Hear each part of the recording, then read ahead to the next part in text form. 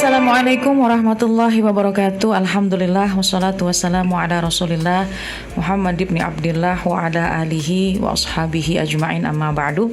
Alhamdulillah sahabat 95,5 Ras FM Jakarta dan juga sahabat di media sosial, alhamdulillah kita jumpa lagi hari ini. Dan seperti yang kita sudah ketahui bersama bahwa program ini adalah program Cahaya Sore Premium bersama Ustadzah Halimah Al Idrus, yang kita akan membahas berbagai macam permasalahan, pembahasan yang bersumber dari pertanyaan para sahabat semuanya. Insya Allah nanti satu demi satu akan kita bacakan pertanyaannya dan langsung dijawab oleh guru kita Ustadzah Halimah Al Idrus. Dan alhamdulillah sudah bersama-sama kita di studio Ustadzah Halimah. Assalamualaikum Ustadzah. Waalaikumsalam warahmatullahi wabarakatuh. Yang ditanya pertama, mudah-mudahan Ustadzah sehat. Amin. Alhamdulillah. Insyaallah. Semakin sehat. Amin. Dijaga sama Allah karena kita perlu ilmu-ilmunya Ustadzah, dan insya Allah bisa menebar kebaikan terus nih ilmu-ilmunya buat kita.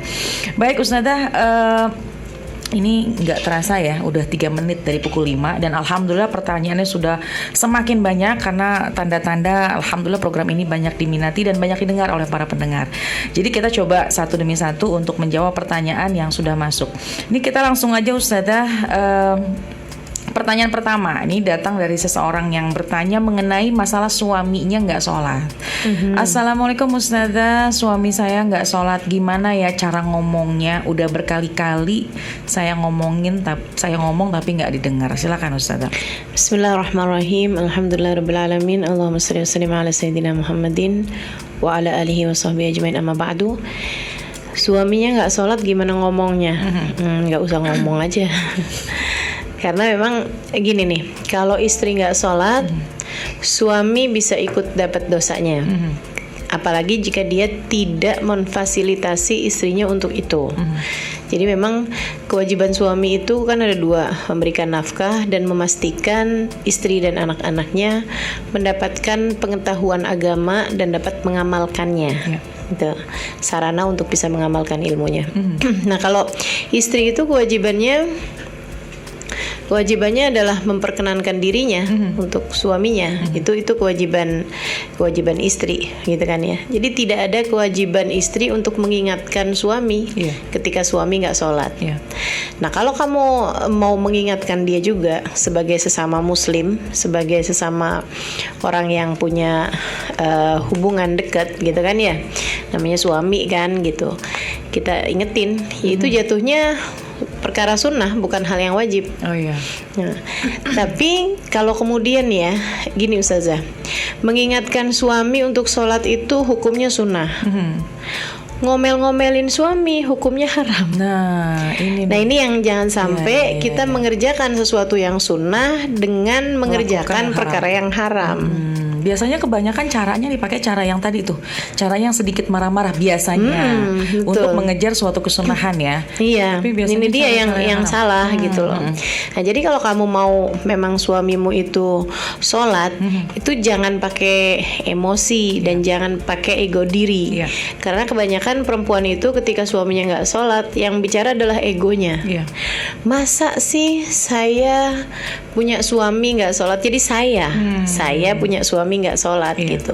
Tidak berpikir, ya Allah, kalau saya biarkan suami saya seperti ini, kemudian di hari akhirat nanti kita tidak dapat bersama karena tidak bisa mendapatkan ridha Allah SWT gitu kan. Kesian banget suami saya, bagaimana cara menyelamatkan dia gitu. Itu jarang. Istri-istri yang berpikirnya seperti itu jarang. Lebih ke ego sendiri gitu kan. Pak, bapak nih enak aja nih nggak sholat, nggak enak tahu diliatin anak-anak. Iya, betul. Gitu. Jadi lebih ke ego diri sendiri aja gitu. Dan ini yang mesti kita hilangkan ya. Kalau kamu pengen suami kamu sholat, hal terindah untuk kamu lakukan adalah dengan berdoa, meminta kepada Allah. Karena orang di saat dia mau sholat, bukan hanya dia mau sholat, tapi karena Allah menginginkan dia untuk menghadap padanya. Dan ketika seorang gak mau sholat, bukan hanya karena dia gak mau sholat, tapi karena Allah tidak menginginkannya untuk menghadap kepadanya. Jadi urusannya lebih ke Allahnya. Nah, kamu daripada maksa-maksa suami kamu untuk sholat, apalagi sampai pertanyaannya, boleh nggak saya menuntut cerai suami yang nggak sholat? Nah, daripada pertanyaannya seperti itu, jauh lebih baik kalau kemudian tanganmu kamu tengadahkan, mohon kepada Allah sebagai Al-Hadi, sebagai pemberi petunjuk, untuk memberikan petunjuk kepada suamimu hingga dia mau mengerjakan sholat. Pun juga dengan catatan, kalau nanti sesudah kamu berdoa, mungkin sampai dengan tahajud kamu bangun, bahkan mungkin kamu berbuat kebaikan-kebaikan dengan niat untuk mendoakan suamimu, sampai kemudian suamimu sholat, jangan kamu kira bahwa karena saya dia sholat. Ini takutnya kelewatan percaya dirinya. Gitu ya. Sebab bagaimanapun Allah tetaplah Al-Hadi. Allah lah sang pemberi petunjuk. Jadi tidak ada yang dapat memberi petunjuk kecuali Allah Subhanahu wa taala. Iya. Kamu berdoa, kamu minta kepada Allah Subhanahu wa taala, itu satu. Dan hal kedua yang harus kamu lakukan sebagai seorang istri mengenai suamimu yang tidak sholat ini ya, sambil tetap ingat bahwa suami nggak sholat tuh kamu nggak ikut-ikut dosanya, tapi kamu marah-marah kamu dosa, kan gitu kan. Sambil seperti itu kamu mencontohkan, maksudnya gini, mencontohkan bahwa orang tuh kalau sholat itu menyenangkan, gitu. Nah, yang sering terjadi kan kayak gitu. Kamu sholat, suami kamu nggak sholat, yang kemudian kamu mau nunjukin kepada suami kamu bahwa kamu sudah mengerjakan jalan yang benar, sehingga kayaknya tuh surga udah pasti buat kamu dan neraka udah pasti buat suami kamu, gitu. Jadi akhirnya yang ada adalah arogansi. Justru sebaliknya, kalau kamu pengen suami kamu sholat, tunjukkan perilaku-perilaku yang indah, sehingga membuat suami kepengen sholat. Iya, betul. Gitu kan. Ngelihat istrinya dalam keadaan apapun ceria aja, mau dikasih duit nggak dikasih duit, seneng aja nih. Ini jangan-jangan dampak dari sholat nih, sholat. Gitu. Iya, betul. Dari kesenangan dia sholat nih. Kok kayaknya lagi ada sakit nggak sakit, kayaknya bawaan enak aja gitu, benar, kan. Sementara saya kok susah banget nih, hati saya kering, hati saya hampa. Nih jangan-jangan karena memang hati saya tidak tersentuh dengan sholat. Iya, betul. Dan biasanya hal itu lebih mudah masuk kepada suami biasanya. Betul. Ya, karena kalau dengan kalimat, dengan ucapan, apalagi dengan emosi marahnya istri, ini agak susah masuk ke suami biasanya, susah, ya. Bener, yang akhirnya malah membuat dia jadi kayak pasang tembok Cina. Betul. Ya. Jadi mudah-mudahan dengan tadi doanya dikuatin, diri kitanya ditingkatin dan mencintai sholat itu, dan akhlaknya juga dibagusin sama dia, sehingga menjadikan dia lebih tertarik untuk mengerjakan sholat, insyaallah. Baik, nih istri-istri di luar sana atau mungkin pasangan-pasangan di luar sana nih, kalau hati-hati nih ketika mungkin biasanya istri atau wanita lebih di atas suami.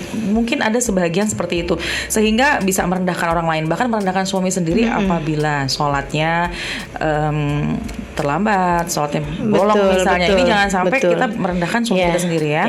Ya, mudah-mudahan lah kita semuanya dikasih penuh hidayah dari Allah Subhanahu wa taala. Amin ya rabbal alamin. Ustaz, tadi masih berkaitan sholat, tapi sebelum artinya kita membahas tentang wudunya nih.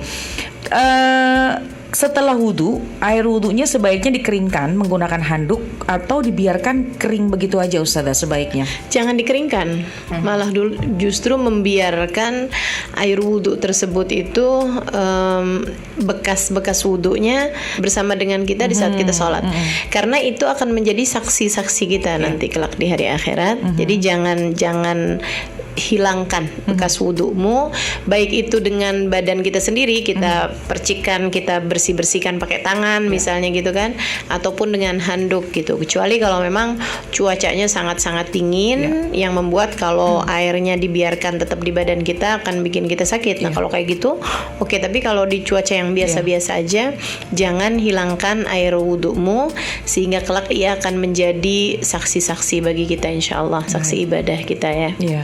Ustazah, ini ada yang bertanya mengenai masalah wanita haid. Bolehkah berziarah atau juga boleh nggak kalau ikut tahlilan? Dan juga ketika ada seorang wanita ketika suci sering dan rutin membaca surat Kahfi, Waqiah, Yasin, ini mungkin menjadi bacaan hariannya. Nah, kemudian ketika sedang uzur, haid, nifas gitu ya, itu apakah boleh tetap dibaca, Ustazah? Panjang pertanyaannya ya. Jadi dua tadi tuh ya. Yang pertama, Haid, di saat haid boleh ziarah. ikutan ziarah nggak gitu ya. Dan juga tahlilan tadi tuh ya. Kalau haid ziarah boleh-boleh aja. Ikut baca tahlil juga boleh-boleh aja. Karena memang yang dibaca di tahlil itu banyaknya adalah zikir. Kalaupun ada ayat Al-Qur'an adalah ayat-ayat Al-Qur'an yang biasa dipakai zikir. Seperti Fatihah, surat ayat kursi, kemudian lagi Al-Muawwidzatain, Qul a'udzu birabbil falaq, Qul a'udzu birabbin nas, dan Al-Ikhlas, Qul huwallahu ahad. Itu memang merupakan ayat-ayat yang biasa dijadikan sebagai zikir, sehingga tetap boleh dibaca bagi perempuan yang sedang dalam keadaan haid. Nah, kalau biasa suci baca Al-Kahfi, Waqiah, Yasin, apakah saat udzur boleh membacanya? Untuk Waqiah dan Yasin iya.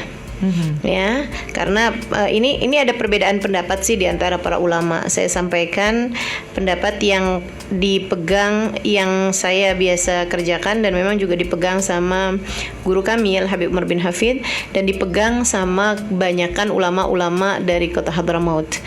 Tidak menutup kemungkinan seperti yang tadi saya sampaikan ada khilafiyah dalam masalah ini, sehingga kamu juga mungkin akan mendengarkan pendapat-pendapat yang lain. Tapi ini saya sampaikan dari pendapat yang biasa kami pegang, bahwa kalau seorang perempuan itu biasa membaca surat-surat tertentu pada saat dia dalam keadaan suci, di saat dia haid pun tetap boleh membacanya dengan niat zikir, tapi untuk surat yang pendek. Surat yang pendek itu adalah Yasin wa madunaha. Yasin atau yang lebih pendek daripada Yasin. Jadi Yasin, Waqiah, Tabarak gitu ya, yang Ar-Rahman misalnya gitu, itu surat-surat pendek yang boleh dibaca meskipun kita sedang dalam keadaan haid. Dengan catatan tadi dia terbiasa membacanya di hari-hari sebelumnya ketika dia sedang dalam keadaan suci. Keadaan suci. Nah, untuk surat surat Al-Kahfi, karena surat Al-Kahfi ini mafauq Yasin, artinya surat yang lebih panjang daripada Yasin, maka dia tidak diperkenankan untuk membacanya. Termasuk juga kalau ada orang terbiasa membaca surat Toha sebagai bacaan harian, terbiasa misalnya membaca surat Nur sebagai bacaan harian, atau bahkan Ali Imran atau Al-Baqarah misalnya begitu. Nah, itu tidak diperkenankan baginya untuk membaca surat-surat tersebut di saat dia sedang dalam keadaan haid, karena itu tadi panjangnya lebih panjang daripada surat Yasin. Baik, Ustazah, ada juga yang bertanya dari Instagram yang sempat Ustazah sampaikan kepada teman-teman ya, bahwa ini juga yang like pertanyaan ini banyak dan pastinya berarti banyak yang membutuhkan jawabannya nih. Dari Elvia nih, Ustazah bertanya, ini masih berkaitan dengan ketika uzur, ketika sedang haid. Kalau tadi kan membaca atau amalan-amalan zikir atau amalan baca Quran, ini kalau menjaga wudhu. Jadi kalau dalam keadaan haid dia tetap mau menjaga wudhu. Ini bagaimana Ustazah? Kemudian datang bulan sedang haid, apakah boleh tetap menjaga wudhu? Kalau wudhu itu sendiri, wudhu itu kan memang merupakan amal ibadah yang terkaitnya sama sholat. Jadi adanya kewajiban wudhu itu adalah karena adanya kewajiban sholat. Meskipun memang wudhu itu sendiri disunahkan untuk beberapa hal yang lain selain daripada sholat. Tapi pada hukum asalnya adanya wudhu itu adalah karena adanya sholat.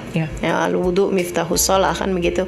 Wudhu adalah pintunya sholat. Nah, para ulama mengatakan hukmul wasaid ke hukmil maqasid. Hukumnya wasilah, hukumnya sarana itu adalah seperti hukumnya maksud, seperti hukumnya tujuan. Nah, kalau tujuannya adalah sholat, yang mana sholat ketika seorang perempuan berada dalam keadaan haid itu haram hukumnya, maka wudhunya yang merupakan sarananya sholat juga menjadi haram bagi perempuan yang dalam keadaan haid.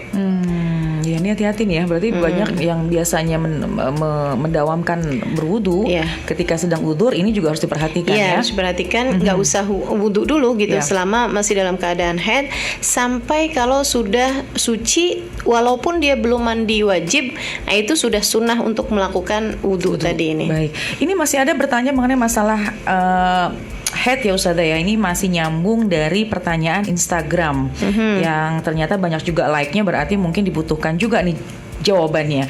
Ustazah, yang dimaksud adat haid itu kebiasaan jumlah harinya itu tiap bulan berapa? Ini lalu gimana kalau haidnya nggak lancar? Seperti 3 hari lalu suci, lalu besoknya ada lagi, lalu berhenti, kemudian ada lagi.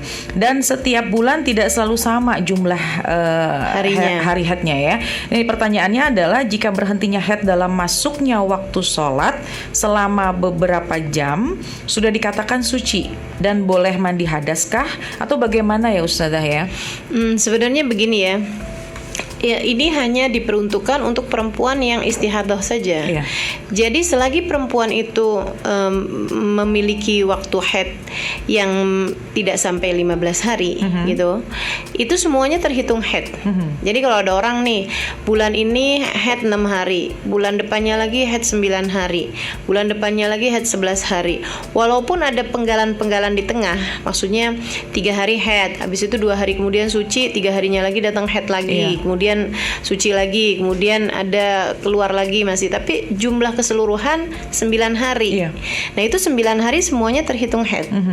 Atau 11 hari semuanya terhitung haid. Bahkan 13 hari, 14 hari gitu ya. Selagi itu masih tidak pernah lebih dari 15 hari, itu terhitungnya adalah haid. Nah, ketika seorang perempuan keluar darah lebih daripada 15 hari, maka dia adalah seorang perempuan yang mustahadah. Perempuan yang mustahadah atau perempuan yang terkena istihadah. Nah, itu maka dia untuk bulan besoknya. Jadi bulan yang pertama kali dia kena istihadah, dia akan mandi pada tanggal 15. Kan baru ketahuan bahwa dia istihadah sesudah lewat 15 kan. hari. Nah, 15 masuk 16 dia wajib mandi. Dan wajib sholat untuk setiap waktunya. Kalau memang darah dan dalam keadaan keluar banyak, ya dia wajib untuk pakai pembalut dan seterusnya ya. Untuk setiap waktu sholatnya seperti hukumnya daimul hadas. Nah, kalau kemudian bulan besoknya lagi, itu dia tidak bisa lagi menghitung mensnya 15 hari batasnya. Bulan besoknya lagi dia sudah menganggap dirinya sebagai perempuan yang istihadah. Maka berapa banyak haidnya, itu yang pertama harus dikembalikan kepada warna darah. Yang warnanya kuat berarti haid, yang warnanya flek-flek aja berarti istihadah. Ini kalau dia adalah seorang perempuan yang bisa membedakan warna darah. Betul. Tapi kalau dia tidak bisa membedakan warna darah, baru kembali kepada adat. Betul. Baru kembali kepada kebiasaan dia haid seperti yang ditanyakan ini. Jadi sebenarnya pertanyaan ini belum diperlukan. Yang harus diperlukan adalah bagaimana cara dia membedakan darah ya. Kalau dia bisa membedakan darah, maka yang terhitung haid adalah yang kuat. Yang ringannya atau darah yang lemahnya itu terhitung sebagai darah yang istihadah. Kalau dia tidak bisa membedakan warna darah, atau misalnya dia bilang semua darahnya sama gitu kan, sama-sama flek aja gitu. Nah, kalau kayak begitu masalahnya, berarti dia akan mengembalikan kepada kebiasaan dia mens, kebiasaan dia haid sebelum datangnya istihadah ini. Betul. Sebelum datangnya berantakannya haidnya dia, biasanya dia haid berapa lama? Gitu. Kalau dia bilang seminggu sebelum berantakan ya, justru hitungannya. Karena ketika berantakan biasanya belum dalam keadaan stabil ya, itu kan bisa berganti-ganti. Itu nggak bisa dijadikan patokan. Jadi jadikan patokannya itu adalah ketika darahnya dia yang terakhir sebelum dia berantakan mensnya, sebelum dia istihadah. Itu kalau dia bilang saya biasanya sih cuma 6 hari atau 7 hari, ya berarti 6 hari aja yang dianggap sebagai haid, sisanya sebagai istihadah. Jadi kalau memang mungkin rutinnya 6 hari, 7 hari, maka itulah menjadi patokan haidnya dia ya. Kalau dia tidak bisa membedakan warna darah, Ustazah. Kalau seandainya masih memang bisa, itu justru lebih baik ya. Dan kalau memang tidak bisa membedakan juga, maka kembalinya lagi berantakannya maksimal tadi di batas hari yang ke-15 ya berarti ya. 15 itu untuk hari yang pertama aja. Ketika datang haid datang istihadah pertama, nah itu balikinnya 15 hari gitu kan. Karena dia nggak tahu kan akan berapa lama nih mensnya gitu. Nah, ketika udah lewat dari 15 hari kan berarti baru ketahuan bahwa dia istihadah. Disitulah terhitung mulainya. Baik, Ustazah, ini kita ganti tema. Ini pertanyaan juga dari teman-teman dari Instagram yang sudah komen, menuliskan di kolom komen Ustazah ya, yaitu dari Rianti nih. Assalamualaikum Ustazah, bagaimana jika kita mengadopsi anak orang lain dari panti asuhan? Kemudian apakah nanti suatu saat ketika si pengasuh sudah meninggal dunia, doa anak yang kita besarkan ini atau yang kita adopsi akan sampai kepada kita? Jadi mungkin ini pertanyaannya dari seorang yang justru diadopsi ya. Jadi seorang anak yang diadopsi oleh seseorang, kemudian orang yang sudah meninggal dunia, yang ngurusinnya, yang mengadopsinya meninggal dunia. Nah, sampai nggak tuh kita mendoakannya? Sebenarnya sih doa bukan dari anak pun ya akan sampai kepada orang yang sudah meninggal dunia ya, dengan banyak dalil-dalil gitu kan. Tapi kalau pertanyaannya apakah yang dilakukan oleh si anak tadi ini dari kebaikan-kebaikan, orang tuanya dalam alam kubur ikut serta mendapatkan kemanfaatannya, ini yang kan kalau orang tua memang seperti itu. Jadi orang tua itu semua kebaikan yang dilakukan oleh anak-anak itu akan mengalir kepada orang tuanya, karena dia adalah penyebab keberadaan anak tersebut di atas muka bumi. Gitu. Demikian juga dengan guru. Guru itu apapun yang dilakukan dari kebaikan murid-muridnya, itu guru ikut dapat pahalanya sebab dia yang mengajarkan itu kepada anaknya, gitu ya. Jadi kalau misalnya salah satu dari guru saya misalnya yang meninggal dunia, bolehlah misalnya Hubaba Maryam, ini kan sudah wafat beliau ya. Beliau pernah mengajarkan kepada saya tentang fadilahnya sedekah, misalnya begitu ya. Dan setiap kali saya sedekah, saya karena memang ingat sama pelajaran yang sudah beliau sampaikan, misalnya seperti itu, maka setiap kali saya mengerjakan sedekah, nah itu beliau ikut serta mendapatkan pahalanya.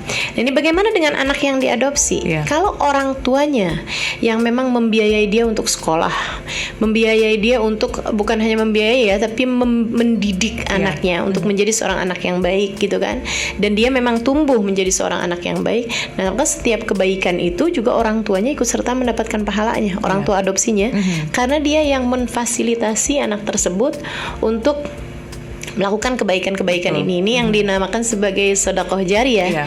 Jadi sedekah atau pahala amal jariyah ya, amalan yang tetap mengalir, kebaikan amalan tersebut meskipun seseorang sudah berada di dalam alam kuburnya, gitu.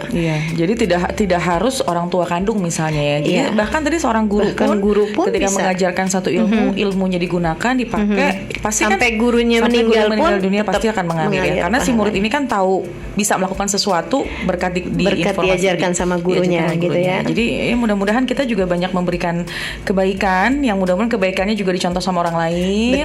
Semuanya kita jadi menebar kebaikannya, Masya Jadi Allah. para orang tua yang mengadopsi anak ini ya, ajarkan anak-anakmu kepada kebaikan, sehingga nggak usah khawatir nanti ketika kamu sudah meninggal dunia dan anak-anak ini akan menebarkan kebaikan, maka pahala kebaikan mereka akan terus mengalir kepada orang tua adopsinya tadi ini ya, orang tua angkatnya. Baik, Ustazah, ada yang bertanya lagi mengenai masalah anak yang memang bukan anak kandung nih. Apakah orang tua yang merawat sedari kecil namun bukan anaknya, artinya bukan anak kandung ya, atau bisa dibilang anak angkat, batasan yang terlihat pada anak perempuan? Jadi aurat ya, aurat pastinya ya, auratnya ya.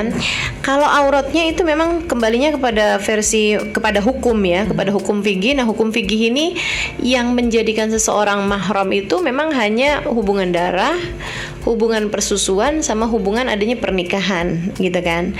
Yang menjadikan perempuan itu menjadi mabena surra wa rukbah, auratnya antara pusar ke lutut, gitu. Itu hanya untuk orang-orang yang memang ada pertalian darah atau adanya persusuan, saudara susu gitu maksud saya. Sama yang ketiga adanya urusan pernikahan, menantu gitu kan, mertua gitu, anak tiri atau orang tua tiri. Nah, itu yang diperkenankan untuk auratnya terlihat, maksudnya nggak pakai kerudungan, nggak apa-apa gitu. Nah, tapi kalau anak angkat, walaupun dia diasuh dari kecil sekalipun, tetap hukumnya itu hukum aurat sebagaimana layaknya orang lain.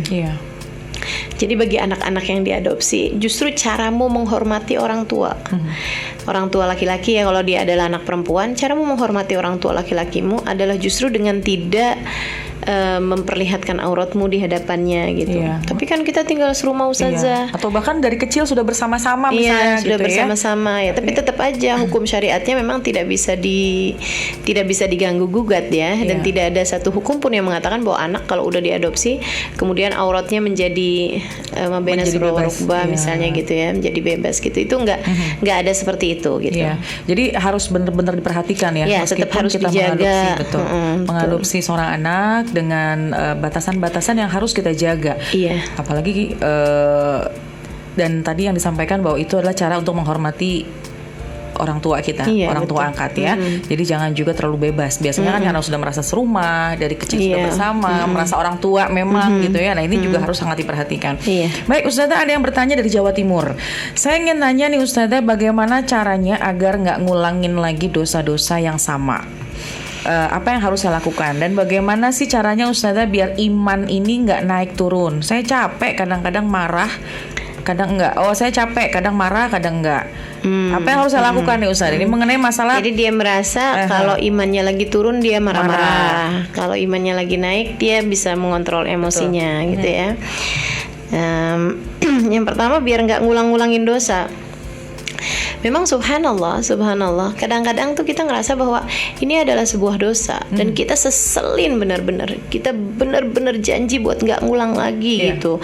Saya nggak akan sebodoh itu untuk terus-terusan mengerjakan perbuatan-perbuatan dosa ini. Tapi subhanallah dalam beberapa waktu kemudian kita kembali mengerjakannya. Ini sebenarnya Allah tuh lagi mau ngasih tahu kita bahwa Allah satu-satunya Al-Hadi, satu-satunya zat yang memberikan petunjuk bagi kita. Kadang-kadang kita suka lupa. Kita ngerasa bahwa ketika kita berbuat dosa, ya hanya karena kita mau berbuat dosa. Padahal itu Allah sedang mudil, Allah sedang memberi kesesatan. Maksudnya sedang menyesatkan kamu, begitu kan ya? Sesuai dengan namanya Allah kan, Ad-Dal, Al-Mudil, Al-Hadi, begitu kan ya?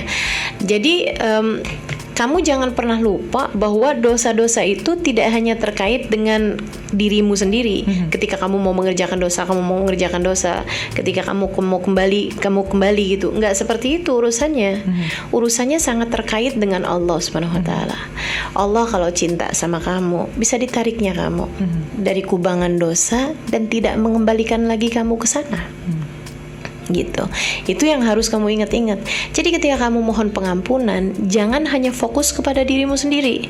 Maksudnya, ya Allah ampuni dosa saya udah banyak banget ya Allah, saya telah berbuat kezaliman yang banyak banget, gak ada kebaikan lagi. Itu sangat angkuh sebenarnya ya. Termasuk dalam bagian kearoganan kita sebagai seorang hamba gitu. Kayaknya kita merasa bahwa ya saya yang mau, saya yang ngerjain gitu. Kita lupa bahwa dosa-dosa itu juga adalah sesuatu hal yang Allah Subhanahu wa taala timpakan kepada kita ketika kita lepas, ketika kita tidak peduli kepada Allah Subhanahu wa taala gitu. Rasa hati kita berpaling darinya, Allah kemudian biarkan kita berbuat dosa. Jadi ketika kita kembali kepada Allah Subhanahu wa taala, itu kita harus fokus kepada Allahnya, jangan fokus kepada dosa-dosa kita. Makanya dalam banyak Al-Qur'an Allah selalu menyambungkan istighfar urusannya sama Allah Subhanahu wa taala. Fastaghfiru rabbakum, kata Allah, mohon ampunlah kalian kepada Allah Subhanahu wa taala. Bukan karena li'anna dzunubakum katsirah, karena dosa kalian besar, bukan. Fastaghfiru rabbakum disebabkan karena innahu kana ghaffara, sebab Allah Subhanahu wa taala adalah zat yang Maha Pengampun. Iya, betul. Jadi kita melihat kebesaran Allah dengan banyaknya dosa yang kita lakukan, Allah tuh Maha Pengampun. Jadi Allah sehingga ada tali yang kuat di situ ya. Sehingga kedepannya tuh kita dengan ringan tidak akan melakukan hal-hal yang Allah murka gitu ya. Jadi daripada kamu bilang bahwa saya tidak akan kembali mengulangi dosa ini, daripada kamu berbuat seperti itu, berkata seperti itu, jauh lebih baik jika kamu ganti dengan, ya Allah jangan biarkan saya lagi kembali melakukannya. Jadi Allah yang punya kuasa, Allah yang punya mau. Itu yang suka kita lupa. Betul. Itu sehingga akhirnya kita balik lagi ngerjain dosa, karena kita kira urusan dosa itu adalah urusan kita. Padahal itu sebenarnya adalah urusan Allah Subhanahu wa taala. Allah yang memilih siapa di antara hamba-hambanya akan dibersihkan. Allah yang memilih siapa di antara hamba-hambanya yang dikehendaki oleh Allah Subhanahu wa taala untuk menghadapnya, atau bahkan ada orang-orang yang dihinakan oleh Allah Subhanahu wa taala sehingga berulang-ulang kali mengerjakan perbuatan-perbuatan dosa. Bahkan dalam Sayyidul Istighfar yang Allah Subhanahu wa taala minta kita untuk memperbanyaknya, Nabi Muhammad minta kita untuk memperbanyaknya. Katanya Nabi itu kan afdhalul istighfar ya. Allahumma anta rabbi. La ilaha illa anta. Khalaqtani ana abduka wa ana ala ahdika wa ahdika mastata'tu abu laka bi ni'matika alayya wa abu bidambi. Itu malah enggak ada nyebut-nyebut urusan dosa. Padahal itu Sayyidul Istighfar ya. Itu Sayyidul Istighfar. Malah enggak nyebut-nyebut urusan dosa. Cuman mengingatkan kita aja sama Allah Subhanahu wa taala. Dan merasa diri kita rendah tuh kayaknya banyak dosa banget deh. Kalau bukan Allah yang ngangkat kita, terus siapa lagi gitu ya. Gitu. Jadi urusannya jangan ke urusan dosa-dosa kamu gitu. Kamu ingat aja bahwa Allah itu sampai kapanpun adalah pemberi sejati hidayahmu, pemberi sejati kebaikan-kebaikanmu, dan dia juga yang kalau dia menghendaki kamu untuk berbuat dosa, kamu gak akan bisa apa-apa walaupun kamu udah tobatin, walaupun kamu udah janji gak mau ulangin lagi. Kalau Allah mau membiarkan kamu berada dalam dosa, akan berbuat dosa juga kamu. Itu makanya yang serius minta ampun sama Allahnya, yang serius minta hidayahnya, yang serius minta sama dia agar dia memilih kita di antara hamba-hambanya untuk mengerjakan kebaikan-kebaikan. Jangan pernah lupa bahwa ibadah itu adalah undangan yang hanya orang-orang yang dikehendaki yang akan menghadap kepadanya. Jadi ketika kita mengakui sebuah dosa, jangan kita hanya berpikir diri kita sendiri sehingga pokoknya nggak ngulangin lagi, tapi lupa siapa yang memberikan hidayah buat diri kita. Ini kadang-kadang orang suka biasanya tuh pokoknya yang difikirkan diri sendiri, kemudian tapi tidak mengetahui di balik semua itu siapa yang menggerakkan hati kita. Ini urusan hati biasanya Ustazah ya. Ini masalah hati, imannya gimana Ustazah? Ini sebenarnya sama juga sih. Kalau dikatakan iman itu sebagai sebuah keyakinan, dia nggak bisa naik turun. Tapi yang biasanya orang tanyakan, kenapa iman bisa naik turun? Maksudnya dia adalah ketaatan sama kemaksiatan yang dia perbuat. Kenapa bisa naik turun?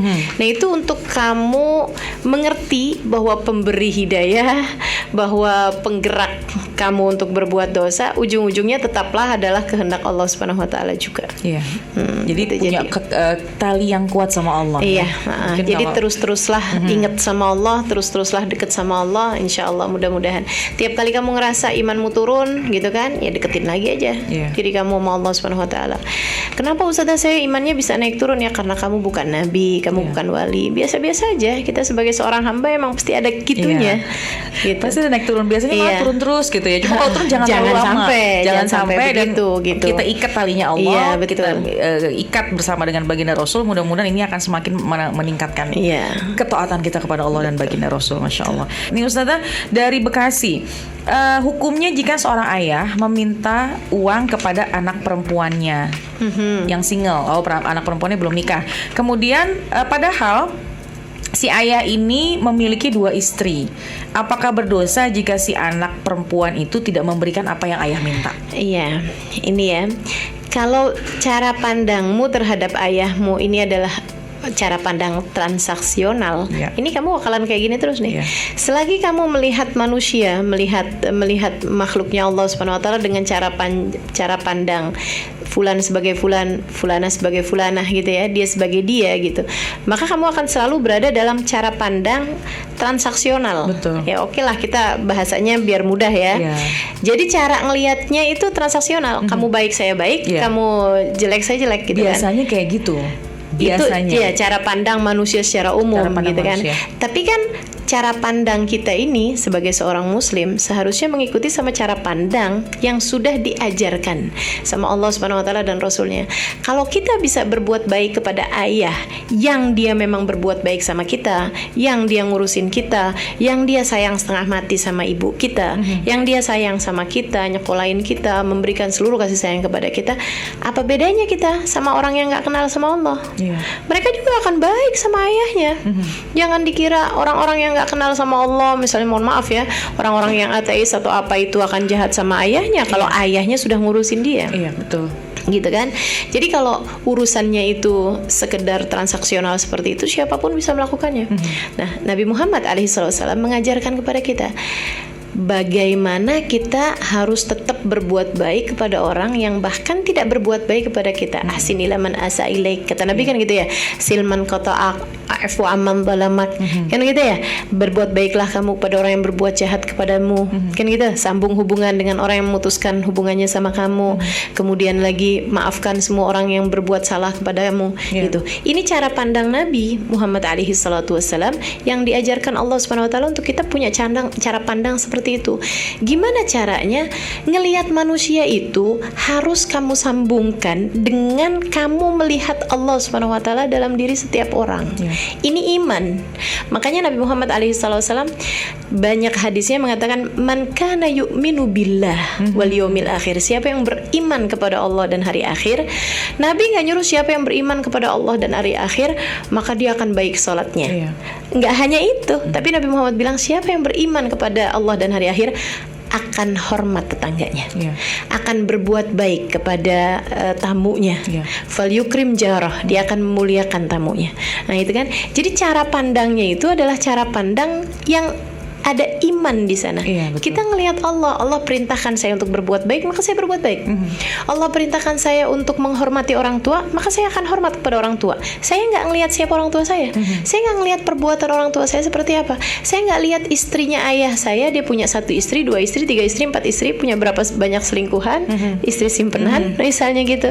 Ya kan, selagi kamu melihat ayahmu sebagai seseorang yang Allah memintamu untuk berbuat baik sama dia, maka kamu berbuat baik sama dia bukan karena siapa ayahmu, tapi karena Allah memerintahkanmu untuk berbuat baik kepadanya.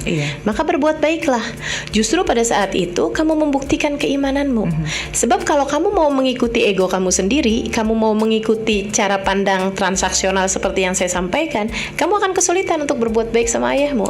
Tapi ketika kamu melihatnya sebagai bentuk dari kamu melihat perintah Allah dalam diri ayahmu untuk kamu berbuat baik kepada ayahmu, maka kamu akan berbuat baik sama dia. Ayah minta, kamu ada, kasih. Kan begitu, gampang aja kok. Dan gak usah khawatir. Rizki itu Allah juga yang punya. Kamu berbuat baik sama ayahmu, gitu kan ya? Ayahmu minta, kamu kasih. Ayahmu minta lagi, kamu kasih lagi. Ayahmu minta lagi, kamu kasih lagi. Kamu merasa bahwa wah, bisa-bisa habis nih uang saya nih. Saya jadi nggak bisa menikmati hidup nih kalau terus-terusan diminta. Siapa bilang? Justru dengan mereka kamu kasih, ada rizki yang Allah SWT kasihkan kepada kamu. Sebab nggak ada yang gratis, sebagaimana nggak ada yang percuma.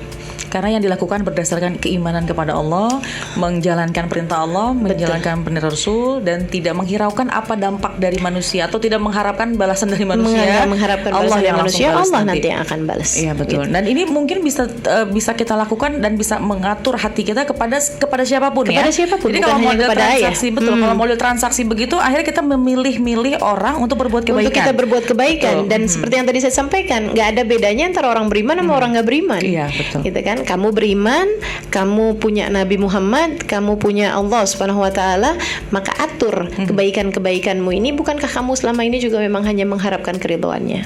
Atur gitu. Nggak usah khawatir, urusan rezeki ini Allah yang punya kok gitu. Dan Allah tuh ketika kamu diminta sama ayahmu, itu Allah juga lagi mau lihat gimana nih kamu ngasih apa enggak, yuk. Ya, betul. Gitu kan? Jangan-jangan itu bagian dari ujian yang Allah kasih. Bagian dari ujian yang Allah Subhanahu wa taala kasih. Ketika kamu terus ngasih, Allah bakal balikin. Gak ada yang gak dibalikin sama Allah Subhanahu wa taala. Makanya sampai urusan sedekah, urusan pemberian ini, bahasanya dalam Quran adalah iqrad. Man yuqridillah qardan hasanan. Siapa yang menghutangi Allah. Allah kenapa pakai bahasa menghutangi Allah untuk urusan sedekah? Sebab Allah tuh lagi mau meyakinkan kita, aku bayar, kata Allah Subhanahu wa taala. Dunia sebelum akhirat. Gak usah khawatir. Jadi yang paling utama adalah kita tata hati kita, yang kita lakukan semuanya karena semata-mata ingin mengharap ridhonya Allah, ngikutin apa yang Allah perintah, ikutin apa yang baginda Rasul perintahkan, insya Allah keimanan bertambah, hidup juga jadi enak kayaknya, jadi lebih enak, terus juga rizki juga bakalan lebih lancar. Betul. Jadi kalau kita pengen berharap hanya kepada Allah, kayaknya tuh kayak kita memberikan sesuatu, Allah lagi tungguin nanti jatahnya, kita kasih lagi, tungguin. Dan ada banyak loh rizki yang bentuknya tidak hanya uang. Nah itu yang jauh lebih mahal. Kesehatan, keberkahan dalam hidup, cinta orang-orang yang ada di sekeliling kita, gitu kan ya. Dicintai sama suami, dicintai sama anak-anak, gitu kan. Itu adalah sesuatu hal yang menurut saya rizki yang jauh lebih indah daripada sekedar rizki berupa materi. Banyak orang yang berpikir hanya materi itulah rizki, padahal dibalik semua itu dengan punya anak yang gampang diatur misalnya, punya suami yang juga sama-sama kita bisa sholat berjamaah misalnya, itu juga masya Allah ya. Apalagi ini kan tadi katanya single nih. Ayo tetap kasih sama ayahmu. Insya Allah dengan itu adalah jalanmu sehingga Allah memberikan kepadamu suami yang soleh. Memberikan yang terbaik bagi orang yang ikhlas, mudah-mudahan ya. Baik, Ustaz, ini masih berkaitan temanya nih. Saya punya seorang ayah yang tidak memberi nafkah kepada saya dan istrinya, artinya ibunya mungkin ya. Dan kami tetap biasa-biasa aja, ikhlas kok menerimanya. Sampai akhirnya ayah saya menyakiti ibu saya dan saya memutuskan hubungan dengan ayah. Ini mungkin karena tadi faktor transaksi tadi nih ya. Dan walaupun ibu saya sudah memaafkan, namun saya tidak. Nah, jadi saya tidak pernah bertegur sapa sama ayah saya selama 1 tahun lebih. Waduh. Bahkan saya nggak mau melihat wajahnya. Apakah saya berdosa Ustazah berbuat seperti itu? Dan ibadah saya diterima apa enggak?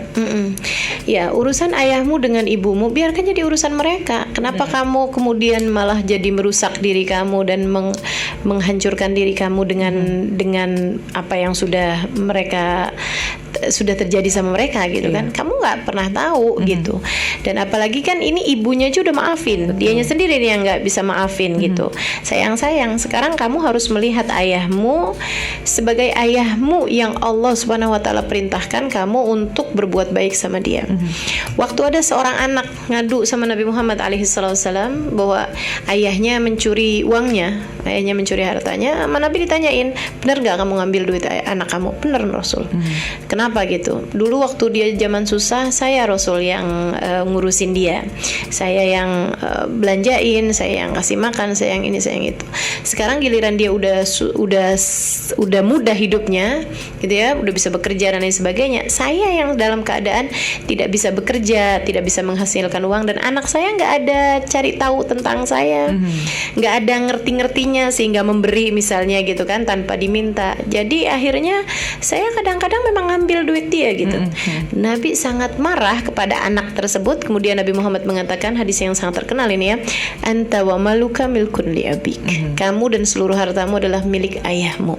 Betul. Nah, ini ucapan Nabi ini adalah yang tadi saya singgung tadi ya, bahwa ini adalah cara pandang kita terhadap ayah kita. Apa yang sudah disampaikan oleh Nabi Muhammad alaihissalam, anta wa maluka milkun li abik. Kamu dan seluruh hartamu adalah milik ayahmu. Itu ya, bahkan bukan cuma harta kita aja, sediri diri kita ini loh punya ayah kita. Gitu katanya Nabi Muhammad alaihissalam. Itu cara pandang kita terhadap ayah. Cara pandang kita terhadap ibu, al jannah tahta aqdamil ummahat, kan gitu ya. Itu cara pandang kita terhadap ibu gitu. Dan kita nggak bisa milih, tunggu dulu, lihat dulu nih ibunya yang kayak gimana. Nggak ada kok gitu. Pokoknya semua orang yang pernikahan keduanya menjadikan kamu terlahir di atas muka bumi ini, berarti dia adalah ayah dan ibumu. Kamu harus memperlakukan mereka sesuai dengan cara Nabi Muhammad alaihissalam. Dan memperlakukannya seperti yang tadi disampaikan, bahwa kembalinya kepada Allah, karena kita diperintahkan oleh Allah. Betul. Karena kalau seandainya nggak disandarkan ke sana, khawatirnya jadi transaksional terus pokoknya. Transaksi lagi, dia jahat, ya udah saya juga bisa melakukan yang lebih jahat misalnya. Gitu. Nah, ini yang khawatir terjadi. Apalagi sampai menimbulkan trauma, yang kemudian dia akan berbuat hal yang sama juga kepada anaknya. Terus anaknya nanti akan berbuat hal yang sama lagi kepada anaknya. Ini silsilah setan ini ya, tali temalinya setan yang mesti kamu putusin. Putusinnya adalah dengan cara kamu maafin ayahmu atas apa yang terjadi, dan kamu mantapkan ke diri kamu nggak bisa milih ayah. Kamu nggak bisa milih ayahmu itu siapa. Itu udah sesuatu hal yang digariskan oleh tangan takdir. Tapi kamu bisa memilih perlakuan macam apa yang kamu perlakukan kepada ayahmu itu. Tetaplah berbuat baik sebab kamu hamba Allah Subhanahu Wa Taala. Tetaplah berbuat baik kepada siapapun karena Allah. Allah. Ini pertanyaan terakhir Ustazah yang ada kaitannya, ternyata ada yang bertanya juga, bagaimana cara menyikapi dan menghargai orang yang tidak pernah menghargai kita. Nah, ini berarti ada sambungannya nih ya. Dan bagaimana memandang orang lain, sebagaimana cara baginda Rasul memandang umatnya dengan kasih sayang. Iya, betul. Bagaimana cara menghargai orang lain yang tidak menghargai kita. Selagi sudut pandangmu itu sama orang lain kayak gitu, terus saja transaksional terus. Kamu lihat fulan sebagai fulan, kamu lihat fulana sebagai fulana, pasti akan selalu adanya urusan-urusan transaksional. Dia tidak, saya pun tidak. Dia iya, saya iya. Gitu kan? Iya, betul. Lihat aja, kalau lu baik, gue bisa lebih baik lagi. Betul. Tapi kalau kamu jahat, saya bisa lebih jahat lagi. Itu yang bahaya nih. Ini ateis ya, penyembah berhala, penyembah pohon, penyembah tutup botol, semua akan melakukan hal yang sama. Betul. Maksudnya gitu. Dan kita pengen yang lain daripada yang lain. La yastawil ladzina ya'lamun wal ladzina la ya'lamun. Gak akan pernah sama orang yang ngerti dengan orang yang gak ngerti. Nah, kita nih ngerti gitu kan. Kita orang mukmin, kita orang yang yakin bahwa semua yang ada di atas muka bumi adalah hambanya Allah Subhanahu Wa Taala. Maka urusan dia menghargai kamu itu urusan dia sama raqib atidnya. Urusan kamu adalah bagaimana kamu berbuat baik sama setiap orang. Itu urusanmu dengan raqib atidmu. Itu urusanmu dengan liyabluwakum ayyukum ahsanu amala. Allah mau lihat siapa di antara kalian yang bisa berbuat baik. Gitu kan? Nah, itu. Jadi kalau kita bisa terus-terusan ingat nih bahwa orang tuh semua hambanya Allah Subhanahu wa taala, bahwa saya adalah hambanya Allah. Nih saya lagi dilihat sama Allah nih, kalau saya diginiin sama orang nih gimana perasaan saya. Nah, itu kalau kita terus latih diri kita untuk selalu ingat hal itu, maka insya Allah akan membuat kita bisa menghormati semua orang sebagai bagian dari penghormatan kita kepada Allah. Dan walaupun kita disakiti seperti apa, kita akan tetap berada, maksudnya tidak akan membuat kita menjadi ikut menyakiti juga, sebab kita adalah hambanya Allah Subhanahu wa taala. Dan cara memandangnya baginda Rasul dengan penuh kasih sayang kepada umatnya, itu juga dengan kita melihat bahwa ini adalah orang mukmin, orang muslim gitu kan, yang setiap kali orang, para ulama, para aulia berdoa lil mu'minina wal mu'minat, itu dia juga termasuk di antara doa tersebut gitu kan. Ketika dia mengucap salam dalam salatnya, assalamualaikum warahmatullahi, itu juga dia adalah salah satu di antara yang kamu ucapin salam, kamu doakan keselamatannya gitu kan. Nah, kalau kita cara pandang kita seperti itu, bisa jadi karena dia Allah merahmati saya, bisa jadi karena banyaknya umat Islam di atas muka bumi ini, Allah menghindarkan bala dari kita.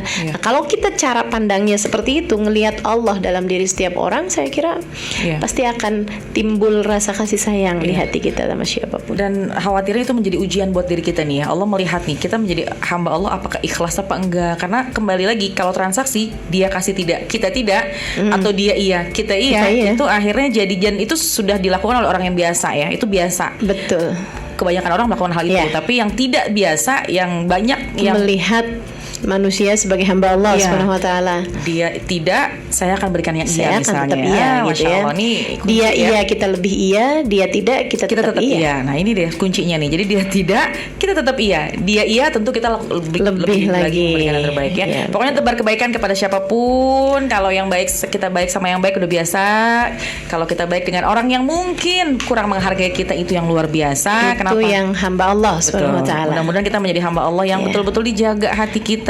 Insya Allah kita menjadi hamba Allah yang beruntung, bahagia dunia, akhirat juga insya Allah juga bahagia. Jangan jadi hamba nafsu ya. Nah, ini biasanya kalau hawa nafsu duluan, akhirnya jadi nyesel belakangan biasanya gitu. Baik, alhamdulillah Ustazah sudah hampir 50 menit dari pukul 5, nggak terasa sudah banyak pertanyaan yang kita baca. Dan insya Allah di Juli ini ada 1 pekan lagi Ustazah, Rabu yang akan datang kita masih bertemu. Masih akan insya Allah mudah-mudahan di sini lagi. Betul, insya Allah kita ketemu lagi di udara di tanggal 22 dari bulan Juli. Mudah-mudahan semuanya sehat. Amin. Kita bisa terus mengikuti kajian program sore hari di 95,5 Rasa FM Jakarta. Ustazah terima kasih banyak. Sama-sama. Sudah memberikan banyak pencerahan buat kita. Kita sudah, apalagi sore hari ini berkaitan masalah urusan hati. Hati kita nih kadang-kadang ya suka ketutup, suka kebuka gitu ya. Mudah-mudahan hari ini semua hati kita kebuka semuanya. Kita lakukan semuanya karena Allah, karena Rasul. Mudah-mudahan kita menjadi orang yang ikhlas. Silakan Ustazah untuk menyampaikan kalimat penutup. Saudariku sekalian, Sayyidina Ali bin Abi Thalib mengatakan, kalau kamu lelah berbuat kebaikan, kamu harus ingat bahwa lelahmu akan berakhir, tapi kebaikanmu akan kekal selamanya. Dan kalau kamu senang ketika berbuat perbuatan dosa, kamu juga harus ingat bahwa senangmu akan berakhir, tapi dosa itu akan menjadi sesuatu yang kekal bagimu. Tetaplah menebar kebaikan dimanapun saja kamu berada, sebab kamu hamba Allah Subhanahu wa taala. Kamu layak untuk menjadi seorang manusia yang mulia. Taqabbalallah minna wa minkum taqabbal ya karim. Terima kasih, mudah-mudahan bermanfaat. Kurang lebihnya mohon maaf. Assalamualaikum warahmatullahi wabarakatuh.